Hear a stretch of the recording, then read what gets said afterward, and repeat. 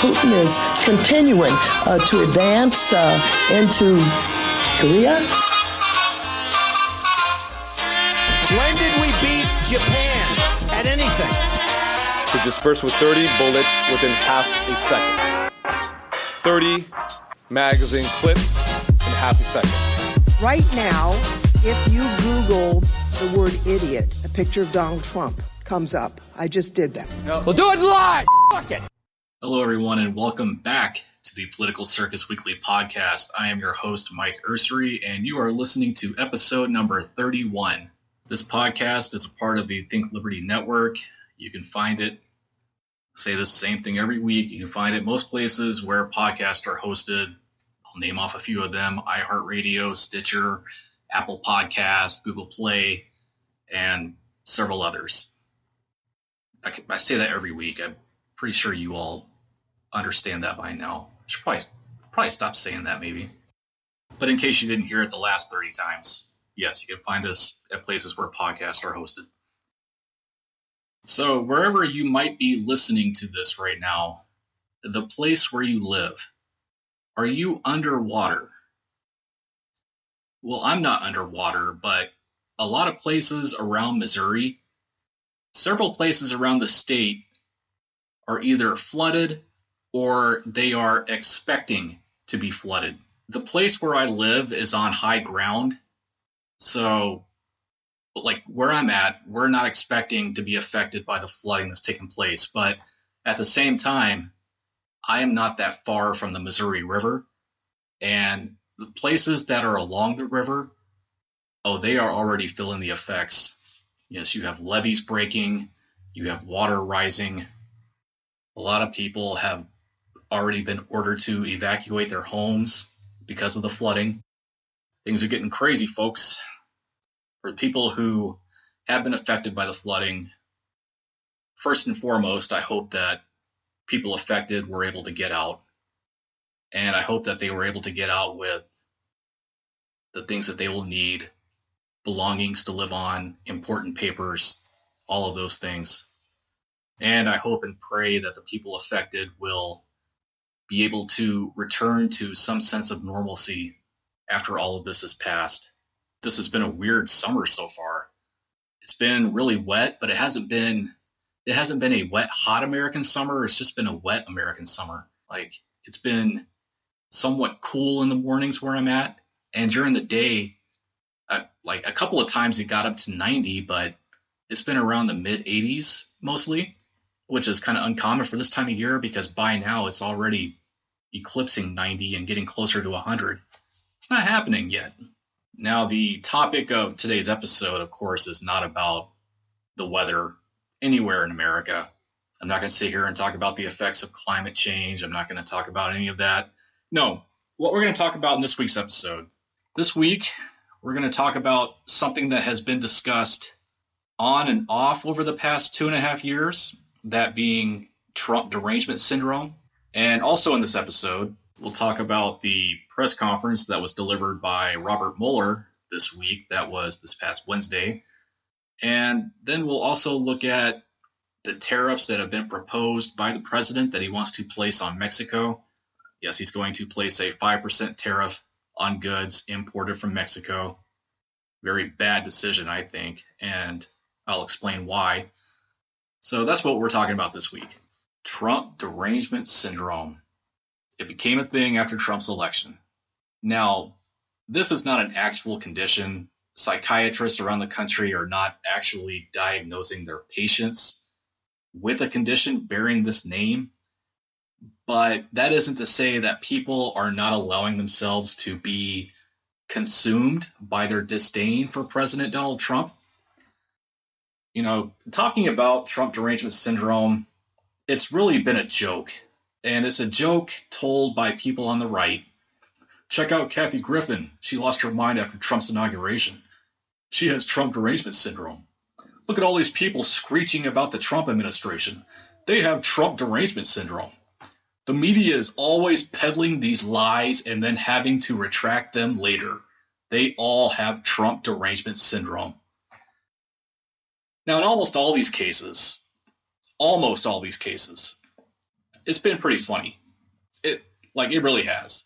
People on the left are losing their minds, and they're allowing themselves to be consumed by their hatred, and they just look insane. They shout, they screech, they make fools of themselves. Everyone laughs at them.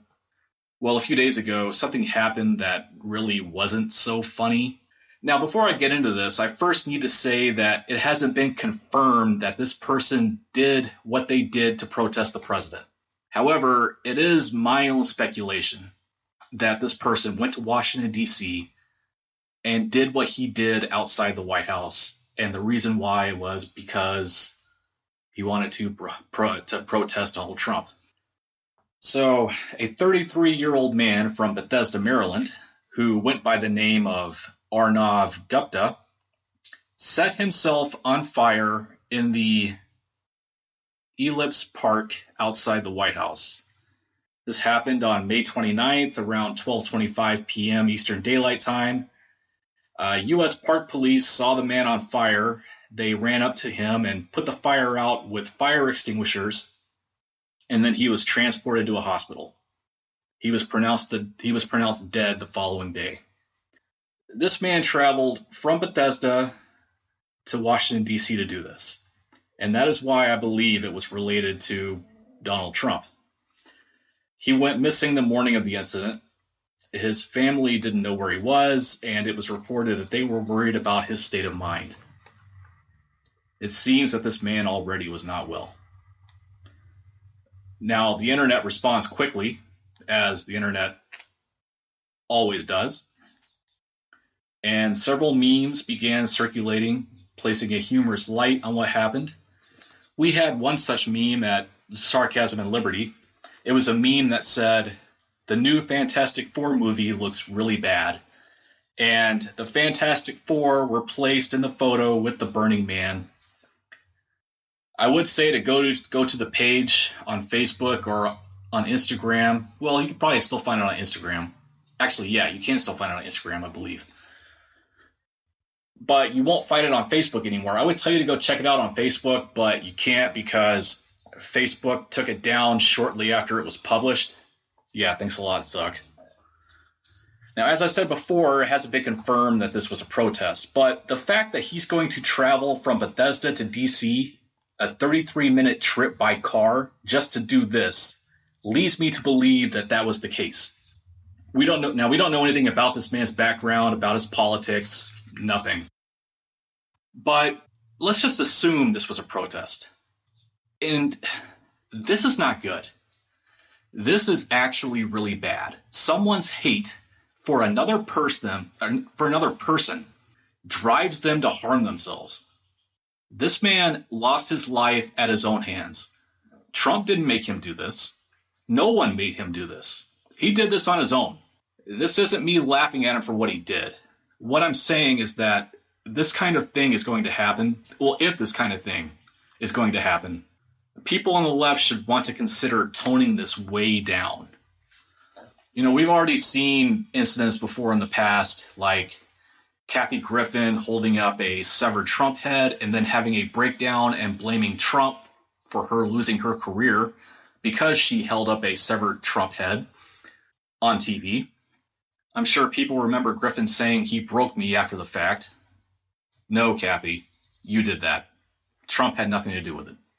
So I'm not much of a reader, but one author that I have enjoyed reading over the course of my life is Stephen King. And I haven't read a lot of his books. No, I have not read The Stand. I'm not even going to try. I've only read a few. My favorite one was It. I've also read Christine. I've read The Shining. I read the Bachman books. Richard Bachman is a pseudonym that Stephen King has used before.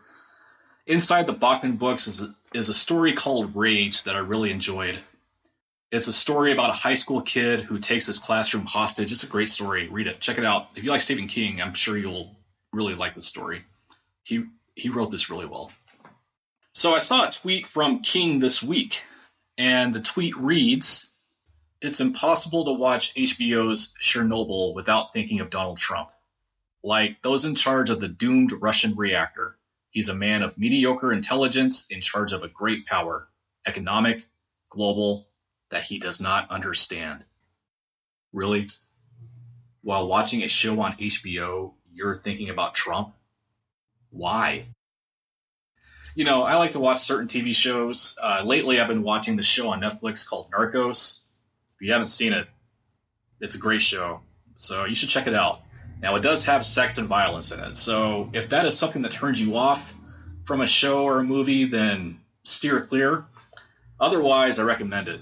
It's a show about how drug cartels in Mexico and Colombia rose up and became powerful and became what they are today. So while watching this show, I could reflect on the drug war and how the U.S. government's meddling gave these organizations an avenue to become so powerful. This show is based on actual events, and it sheds a light on how American bureaucracy caused the U.S. to fail to win their own drug war. But I don't do that. No, I watch the show because it entertains me, and that's all I care about. I recently saw that a new season of Narcos Mexico is coming to Netflix soon, and I'm excited for it. When I want to be entertained, I don't let other things ruin it for me. I hate the drug war, but I don't let my hatred for it get in the way of enjoying a good TV show. Mr. King is a great author. He has a brilliant mind and an incredible imagination, and he really knows how to tell a story. But he's allowing Trump to live in his head rent-free, and it's getting in the way of all that talent. Mr. King, please don't. Okay, just please don't. Over the past 2.5 years, we've seen people making up a lot of hoaxes and blaming them on Donald Trump. No one has forgotten about what Jussie Smollett did when he alleged that he was attacked by 2 men wearing MAGA hats who attacked him and then yelled out, "This is MAGA country," before running off into the Chicago night or morning, or however you want to look at it. It was like 2 a.m. or something. Take a few minutes if you want and go to fakehatecrimes.org, and you will see a long list of things that were alleged that never actually happened and were blamed either on Trump or on Trump's supporters. It's actually really pathetic. Everything that's like all these things that have just been alleged and just all these things that people have said and these things that people have done. You know, my heart really goes out to a family that is now grieving the loss of a loved one because this guy set himself on fire. And, that's actually really sad to think about. But, all these other things, these tweets, these hoaxes, I keep saying it over and over again. All they have to do is not be insane, and they can't do it. Trump derangement syndrome is always going to be a joke to the right if this kind of stuff if this kind of stuff keeps happening. And who knows? Maybe one day psychiatrists will actually start diagnosing people with the condition. If Trump gets a second term, I can only imagine what's going to happen then. So elsewhere in the news this week, Robert Mueller has finally spoken publicly. People were begging for Mueller to speak after this report was released. We need to hear from Mueller on this. We don't trust William Barr. We need to hear Mueller's actual words on this. Well, people finally heard Robert Mueller's actual words regarding his investigation, and what we, the people, learned was nothing that we don't already know. So basically, Mueller told people to read the report. Congress hasn't read the report, and we know that thanks to Justin Amash. That means Democrats talking about impeachment haven't read it, and Republicans claiming Trump's innocence of any crimes also haven't read it. I'm really not surprised by this, not in the slightest, because we can't expect them to read bills before passing them. So why should we expect them to read the Mueller report? Now, there is one thing Mueller said that really stood out. For weeks, ever since this report was released, ever since it was announced that Mueller was not able to find any evidence of collusion between Russia and the Trump campaign. Trump and his team have been acting like he was completely exonerated of any wrongdoing.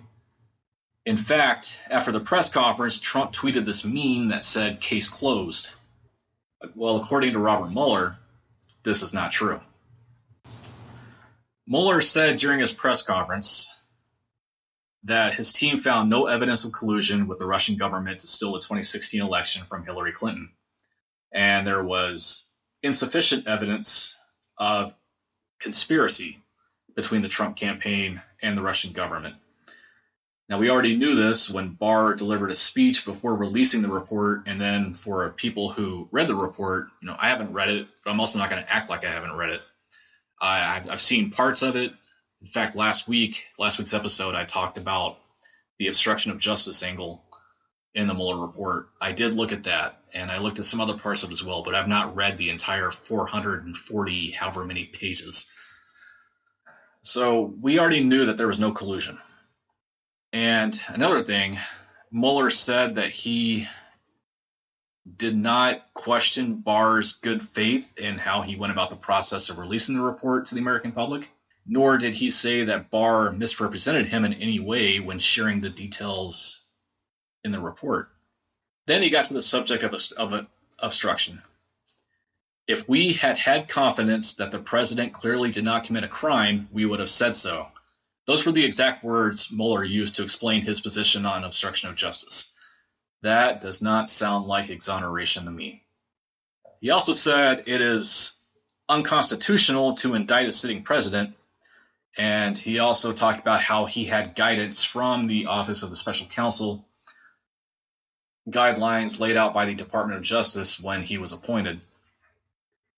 And therefore, he said that because he cannot indict the president, he thought it would be inappropriate to offer a conclusion about obstruction, and that it would be unfair to potentially accuse somebody of a crime when there can be no court resolution of an actual charge.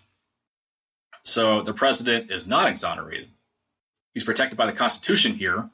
He can't be indicted, but that does not mean he is exonerated. I would say he should stop celebrating like a man who was just found not guilty at a triple murder trial.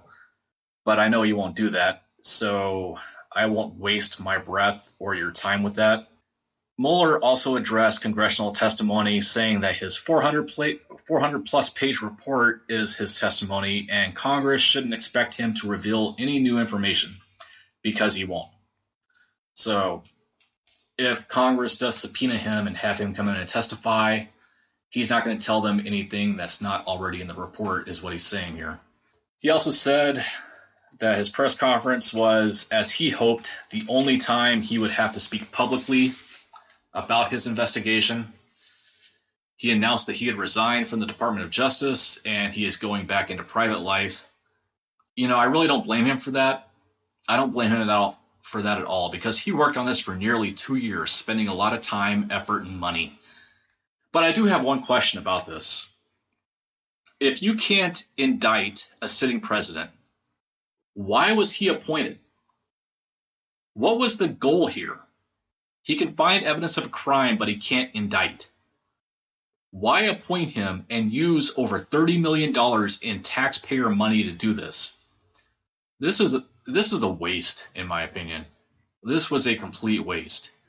And it's looking like Congress won't do anything about it. The House has the power to impeach. They won't. So it's looking like even more of a waste. And then you have Senator Elizabeth Warren, who is now saying Congress should pass a law that says a sitting president can be indicted. Don't you just love how our elected politicians keep coming up with proposals for reactionary legislation? This is reactionary. This is all because Mueller said that he couldn't indict Trump because Trump is a sitting president and a sitting president cannot be indicted.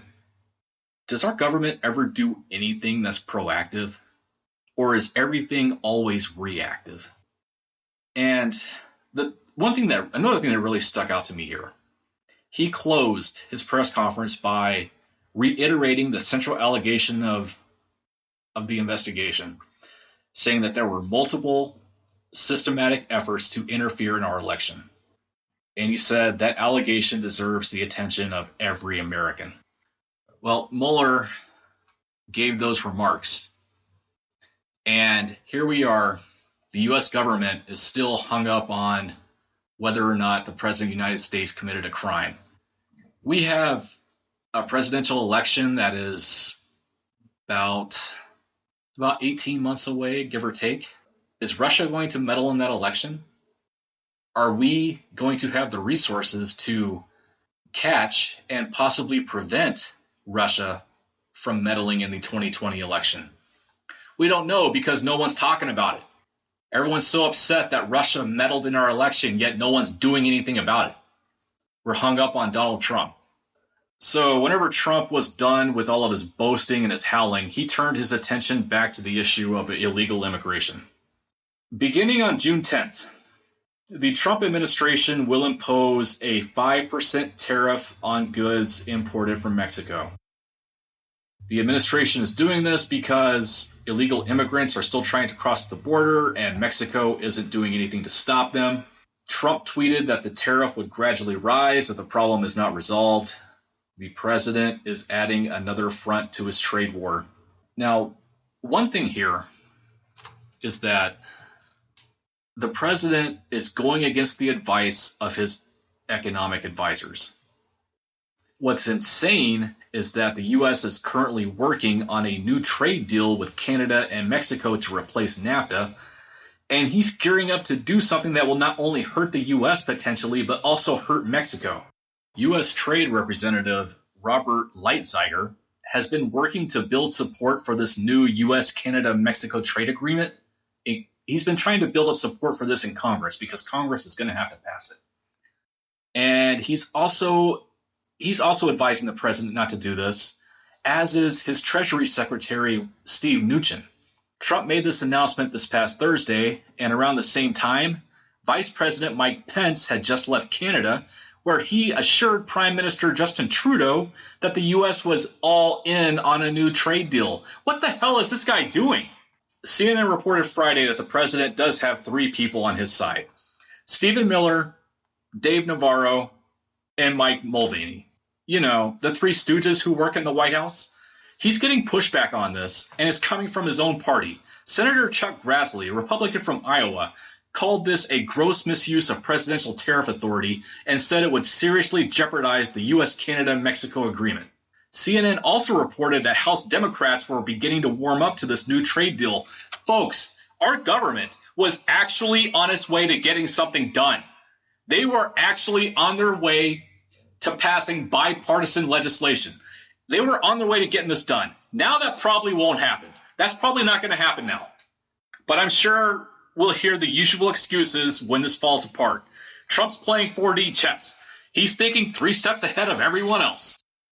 Trump is the smartest businessman in the entire universe and a stable genius. If this falls apart, it isn't Trump's fault.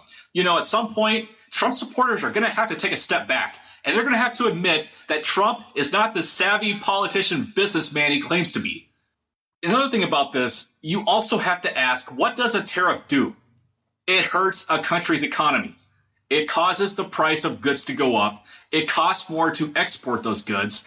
Exporting countries are paying more than they should have to pay. So if you put a tariff on Mexico, it's going to hurt the Mexican economy. Who gets hurt if the Mexican economy is hurt? The Mexican people. What are the Mexican people going to do if they can't make it with a hurt economy in Mexico? They're going to come to the United States. What is the reason Trump wants to proceed with this tariff? Because Mexican people are coming into the United States, as well as countries south of Mexico. Are they coming in illegally? Of course they are. But think about this. These people are struggling where they are. They're struggling where they live. The country not only has a shaky economy, where almost 20 pesos equal $1 US, but the country has been ravaged by drug cartels. They're not only fleeing their poor economic situation, they're fleeing actual danger. We sit here in America and say that if people want to come here, they should do it the right way, the legal way. The legal way costs money. Money these people don't have. So what do? They enter illegally because they have an incentive to bypass coming in the proper way. They can't afford the proper way, but they want to escape where they are. They want to come here where life is good. So they come here illegally because that's really their only option. Well, their other option also is to stay where they are, but that would make no sense. So, yeah, let's hurt the Mexican economy even more while simultaneously trying to work out a new deal that is supposed to benefit the economies of both countries. Yeah, that makes a ton of sense. Only a stable genius playing 4D chess could think of that. This will hurt the American consumer. It's not just going to hurt the Mexican people, it's also going to hurt the American people. We get produce from Mexico. The prices of those items will go up if Trump follows through on this. Factories here in America that build cars, they receive the necessary parts to build those cars from Mexico. The cost of those parts go up. The cost of automobiles are going to go up, meaning the auto industry is going to take a hit. You know, you look at all these things that Trump is taking credit for, jobs, the stock market, the economy, low unemployment. He is going to sacrifice all of this if he goes through with the tariff. For someone who brags so much about the economy, he doesn't seem to have this understanding of basic economics. He should be listening to his fellow Republicans and his economic advisors and not listen to Larry, Curly, and Moe. Some people will say it's only a 5% tariff and shoppers wouldn't feel those effects. Industries will still absorb 5%. So let's not do that. Let's not do anything that's going to hurt these industries. And Trump said that the percentage will gradually rise if the immigration problem isn't resolved on Mexico's end. So once those tariffs start rising and industries can no longer absorb the cost, then they'll start passing that cost onto the consumers. Mr. Trump, if you're going to call yourself a smart businessman, please act like one. I got a little worked up there at the end. I got a little louder than I usually do. I'm usually pretty calm, but I got a little worked up there. You know, it's funny. The two biggest superstars in the U.S. government right now are Donald Trump and Alexandria Ocasio-Cortez. They also happen to be very possibly the two dumbest people in the government right now. Gotta love it. You really gotta love it. It's amazing. Thank you for listening to this week's episode of the Political Circus Weekly Podcast. I'll be back again with another episode next week. I don't know what that topic's going to be yet, but tune in. Another new episode drops next Saturday here at the Think Liberty Network. Thank you for listening. See you all again next week.